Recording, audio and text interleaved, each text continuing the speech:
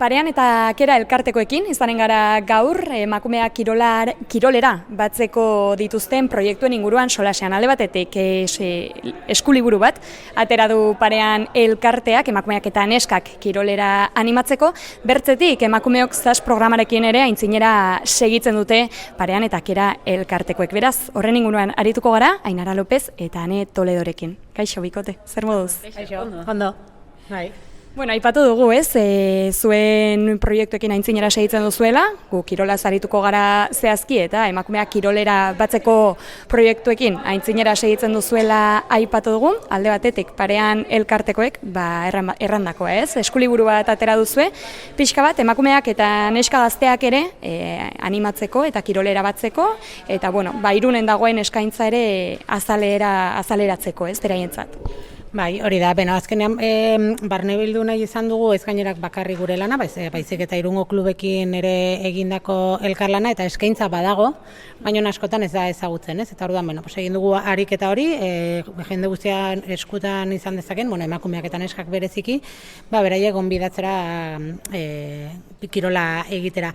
Gero aurtengo berrikuntza edo, zen hau horrekurteko lan baten arira badator ere, bada jarri ditugula gomendio batzuk, pixka bat kirolean hausnarketa bat ematea feminismo ikuspuntutik espazio seguruak eta emakumeak gustora egongo direnak bilakatzeko edo, baita ere praktika honak ezagutu ditugunak, adibidez txingudi errugbi taldeak egiten duen moduan, hausnarketa oso polita du eta nik goraipatu nahiko nuke zen batzutan herrian gauza politak egiten die eta praktika honak daude, telefono hartu eta deitu eta nola moldatu zarete, zer egin duzute, hemen badaukagu feminismoak eta neskak feminismotik eta neskak parte hartzeko lan handia egin duen klub bat, beste batzuk ere bai, eta gero emakumeak zazten nik uste dut, harrera oso polita egin digutela orokorrean. Badago grina, badago beharra, eta nik uste dut badagola prestutasuna. Ere bai, behar direna dira, referente berriak sortu, gida eskura izatea, eta lanean jarraitza kontzientziazioan. Aipatu dugu behin baino gehiagotan, neskek agian gaztei uste dutela kirola, haunitzetan ere baldintzak ez direlako ematen, talde bat ez dagoelako beraientzat, edota, beraiek ere ez kirola konpartitu behar dutelako bizitzako bertze aspektu batzuekin ere, ez? Eta aipatu dugu, baldintzak eman behar direla, Txingudi Rugby Klubak egin duela ez horrelako amen talde bat, beraien seme-alabak lanean edo entrenatzen ari diren bitartean beraiek ere kirola praktikatzeko. Garrantzitsua da, batez ere hori, baldintzak sortzea, emakumeek utzi ez dezaten kirola, ez? Badaude hor, adin arrakala ezberdinak, non ikusten den parte hartzea jaisten dela, badela nerabezaroa, eta gero amatasuna edo zaintzaekin lotutak dagoen adin bat. Ez dugu esan nahi ere, emakumeak kirolek egiten ez dutenik, dantza ere kontemplatzen da ekintza bezala, baina bai badire bi markadore horiek, ez? Eta bai, akaso nerabezaroan, hor, baditugu, hausnarketarako, edo, azkenean matxismoa edo heteropatriarkatuak markatzen zigun zera batzuk neskei ezaie berdin eskatzen ikasketetan, beste espazio askotan, eta aukera gutxi badaudela kirol ez kompetitiboa egiteko. Eta guretzat bai da garrantzitsua espazio lasaiak eta ez da aisialdi bezala ulertzearena, ez teknifikazio oso handia. Ez guretzat hori garrantzitsua da azpimarratzea eta kirola egiteagatik, ez da? Eta gainera, taldeen garrantzia momentu horretan, babesa sentitzeko, ez dakiz zer, eta zera horretan, utxuneak badaude, eta nik uste dut badagoela lana egiteko. Eta gero, beste zeran izango zuen garrantzia handiagoa, bai malgutasuna, esan duguna, aurre ikustea, kombinazio horiek egin daitezkenak, surfen ere egin zuten bere momentuan, txikiak surfe egiten dutenean emakumeak ibiltzea badaude, eta askotan azkar goaz, eta bizitza geroz eta azkar eta zoro honetan, teknifikazioak asko tiratzen du ere bai, eta gelditzea, eta esatea zen gainera balore horiek badituzte, kirolariak normalean balore horiek badituzte, baina askotan eramaten gaitu. Eta da gelditzea eseritzea, eta klubo jodan jende asko bolondresa da, benetan sinisten du kirolak batzen duela, baloreak ematen dituela, orduan beraien zerara bueltatzea eta egitea, ez da. Eta gida hori aipatu duguna hasieran, non ikus daiteke edo non lortu daiteke? Beno, gure webgunean, parean.eus. Aurrek urtean Irungo udaleko webgunean jarri zuten ere bai, eta klubetan ere bai, banatuko dugu, eta beraien web horritan jartza espero dugu. Ederki, hortxe izanen da, informazio guztia zuekin ere, harremanetan jarrita lor daiteke, bertzetik ere horregonen da Irungo Kirol Kluben informazioa ere. Bertzetik aipatu dugu, zuek ere bertze proiektuetan murgilduak zaudetela, azken 2 urteetan horrela egin duzue, emakumeok zaz programarekin, 3 urte, 3 urte izan dira dagoeneko, aintzinera segitzen du, pensatzen dut, balorazio oso positiboa egin duzuelako izanen dela, ez? Bai, azkenean emakumeok zaz sortu zen ere guk elkar ezagutu genuen egun bertan, eta izan zen un match, bi elkarten artean, eta azkenean ikusi genuen bai haiek eta bai gu geundela kirolaren inguruan zerbait egiteko nahiarekin, ez? Eta gu justo gaur genukan talde txiki bat nahi zutela ere gauzak egin, eta gure baitan hortan gabiltzan, eta hasi ginen hola, eta egia da lehenengo kirolak ere burz bilatu genituela aliatuak diren klubak, ez? Genekiela zeinduko zutela gure proiektua, azkenean esan dugu batzutan baldintza batzuk eman behar direla, baina ere bankuentzat batzutan toki berrietara jutea bakarrik gehiago kostatzen zaigu, eta azkenean, adibidez, nire kasuan, ez naiz kirolaria, kostatzen zait pilat kirola egitea, orduan ere sortu da pixka bat puntu hortatikan, ez? Juten garela egun batean rugbik egitera, baina nik ez dut egin rugbi, inoiz, orduan, teknifikazio hori esaten genuena ez goazela hortikan, ez dela sortzeko un equipo de elite de rugbi, ez? Edo eskalada, edo piraguas egin ditugu, milaka ekintza ezberdin, eta azkenean ikusi dugu elkartzen garela hilabetean behin, emakume oso ezberdinak, bai adinan, bai jatorrian, bai profesioan, azkenean izan da irekia dela, parte hartzen dutenak, dakate askatasuna, behin parte hartzeko eta gehiago ez parte hartzeko adibidez, baina ere askatasun horrek egiten du jendea gehiago etortzea. Ez daka presio hori esateko, joango naiz denetara, pero juten naiz, gustatzen zait, ez? Eta bueltatzen gera, eta oso simplea da proiektua ematen du, baina gero gauza asko sortu ditu. Azkenean, kagu emakume oso helduak indutela eskalada, eta batean ikusi du bere burua orgoian, bera esaten zuela, jo no subo, eta gero bezat hipika egiten, edo padel surfa ere junginen fraileko ondartzara arte. Azkenean da, ateratzen zara detu zona de konfort, superas miedos, no? Baina gero batean zode hor, beste emakumeekin, botatzen dizu farra batzuk eta zoaz etxera. Haien ez dira lagunak sortzen, baina batean izan duzu goiz oso ezberdina, animatu zara itera gauzak ez duzula uste egingo dituzunak, eta hori alduzu eraman beste zureko bizitzako eremuetara. Pentsatzen nuna ez nuela egingo. Egin dut, haien beste gauzetan ere, azkenean, aitzaitugu askotan alduntze prozesuak, ez? Ideizula un megatailer, 3 hilabetekoa, eta horiek ere beharrezkoak dira batzutan, ez? Baina horrelako proiektua direla hain bibentzialak eta hain zuk sentitze duzu prozesu hori, inork esplikatu gabe hori dela empoderamiento, ez? Eta 3 urte darama. Eta azkeneko urtean geroz eta finkoagoak izan ditugu ere, eta klubak orain jasi dira guri deitzen ere, ez? Nahi zute hemen egin, orduan, esan duena ere gidarekin, ikusi dugu izugarrizko intentzio ona kluben partetikan, nahi dutela parte hartu eta ere sinesten dutela honetan. Eta haiek ere jaso dute parte batean, gero jundira emakumeak piraguak alokatzera, sortu zen atxiki eskupilotakin talde bat, ez? Atxiki izan zen? Atxiki pilota eskola bazuen emakumeen zera, baina gure emakumeak junginen beraiekin partea zera, eta batu dira emakumeen taldera. Badire, azkenean, honek bi helburu dituanek esan duen modura, ez? Guazen denak zerbait bakarrik egingo zenuna egitera elkarrekin, klubak ezagutu, batez ere akaso ere Irungo entre nosotras taldeko emakumeak gonbidatzen ditugu, eta hirira edo herrira etorri berri diren emakumeak klubak ezagutzeko eta jakiteko baliabide hori dagoela. Hori bada helburu bat, eta bigarren helburu ere bada aurreiritzia kapurtzea gure artean. Oso baliagarria izan dena, niri adibidez pertsonalki, eta uste dut guztiei, eta baita klubei ere, zeren azkenean lehenengo zera bada, ez? Emakume hijitu eta etorkinekin jungo gara, ez? Eta da oso harrera polita, eta benetan ez dagoan, dantza egin dugu ere bai, kemenekin, Akademia 22an, guazor txandakatzen kontak, baina bi helburu horiek dituzte. Eta zerbait esan behar nuen, Hane, zure harira, esan duzu? Bazakit. Hau nitzetan da, aipatzen zenutena, ez? Kirola praktikatzeaz gain ere dela, mila kontu ez gainditzea, beldurra gainditzea, aurre iritziak erran bezala, ez?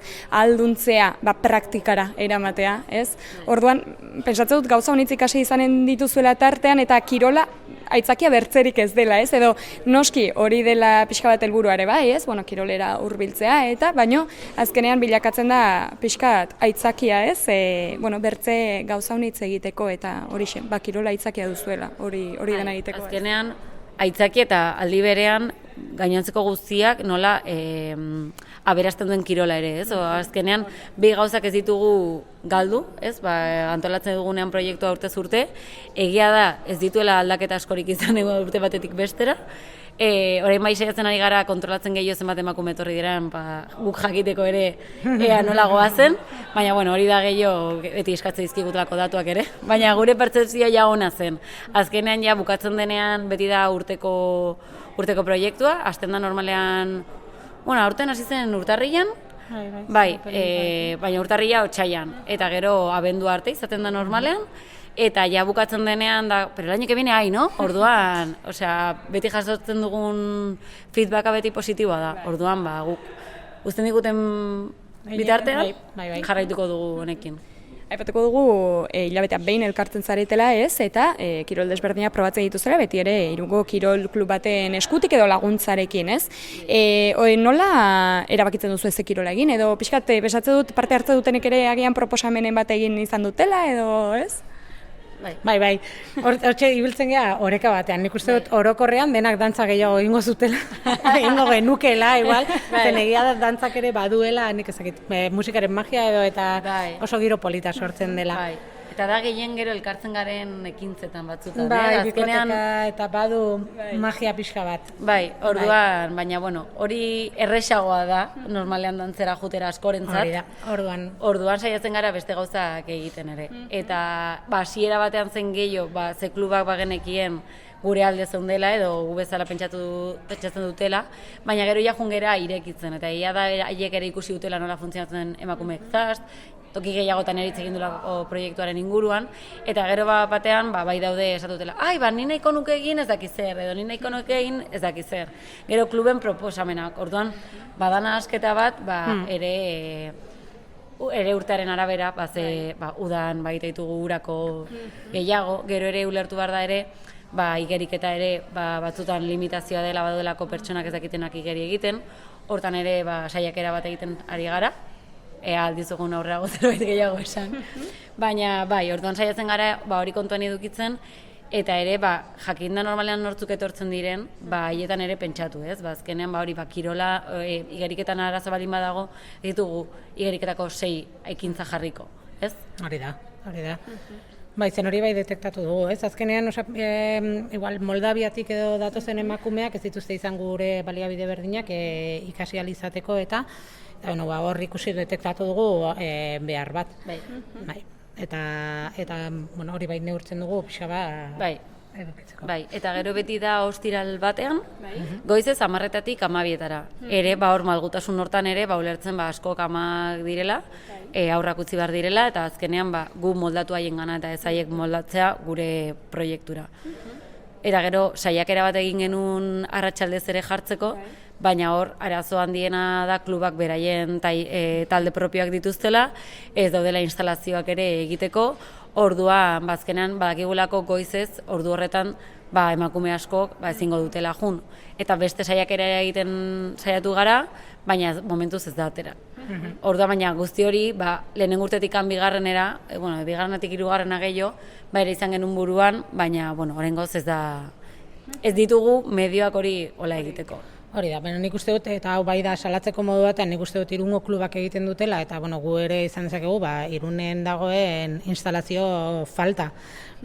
Koordinatzeko, horrelako proposamen txikiak badira ere, gure txikitasun, handitasun honetan, ez, errestasunak emateko, azkenean 75.000 biztanleko hiri batean bakarrik 2 kiroldegi edukitzea eta frontoian eskubaloikoak egon behar izatea ez dutelako beste instalazio bat, boleilekoak egotea borrokan, bada zerbait, ez, duen garrantziarekin kirola, eta gaur egun gainera horrela ulertzen dela asko ere, uste dute Irungo Udalak inbertsio handiagoa egin beharko lukela alde horretan, denei erresteko.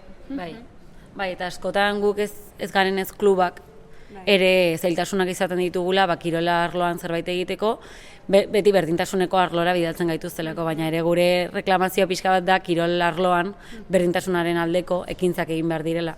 Eta berdintasunekoak ere beste egin beharrak ditu, baina uste dugu ezin dela jun ez berdintasunera, eta gure kasuan kera elkartekoan aniztasuneko arloetara. Azkenean, arlo bakoitzak ere egin behar du aniztasunaren alde eta berdintasunaren alde. Orduan, hor ere gure reklamazioa da arloen arteko elkarlan hori sustatzea eta ez mugatzea baldin bagara emakume elkartea edo gure kasuan hijitu elkartea, ez dena aniztasunera jun behar, ez? Bakoitzak hezkuntza bere edukiko du eta kirola ere bere edukiko du.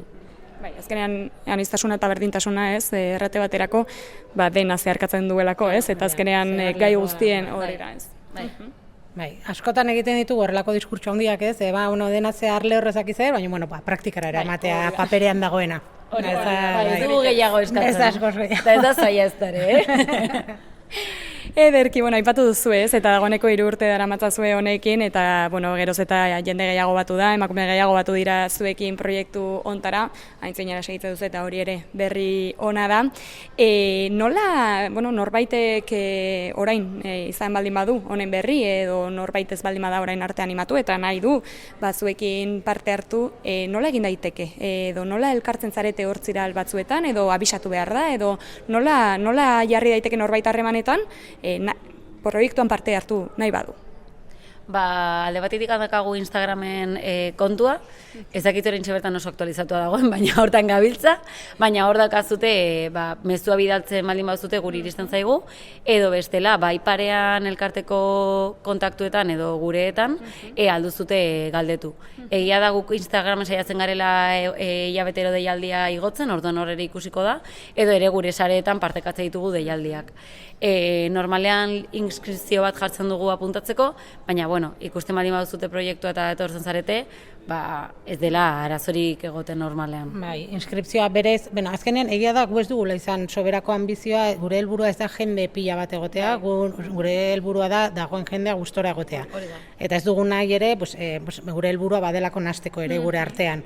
Ez azkenean, etortzen badalin bada 10 pertsonetako kuadrilla bat, beraien artean egongo dira, eta polita da ere baina hori neurtzen pixka bat. Horregatik ez ditugu egin, baina jende guztia gonbidatua dago. Badugu email bat dela emakumeok fast@gmail.com eta bertara idaztegiz jakina, noskikera elkartea jarri eta hor dauden kontaktuetara deitu, edo parean elkartera deitu, eta gonbidatuak, ez dago itxita. Edozein emakumek parte hartu dezake, edozein adinakin ere. Izan ditugu guztietakoak, hasi que guk konten, jende berria ezagutzeaz, eta hemen egongo gera. Uzten diguten bitartean, hemen egongo gera. Ederki, mila esker, bikote, gurekin izateagatik, hau dena kontatzeagatik, eta noski, animo aintzinera begira, etorriko diren proiektu berriekin, eta dagoeneko martxan daudenekin ere, mila esker. Eskerrik asko.